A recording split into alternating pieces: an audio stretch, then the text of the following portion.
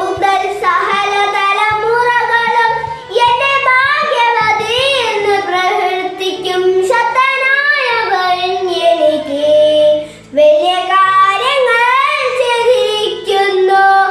അവിടുത്തെ നാമം പരിശുദ്ധമാണ്.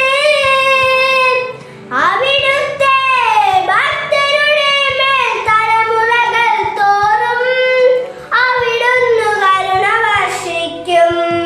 അവിടുന്ന് തന്റെ ഭുജം കൊണ്ട് ശക്തി പ്രകടിപ്പിച്ചു.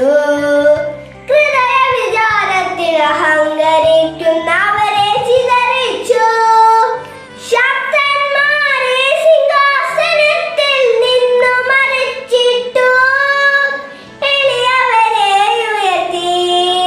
വിശക്കുന്നവരെ വിശിഷ്ട വിഭവങ്ങൾ കൊണ്ട് സംതൃപ്തരാക്കി.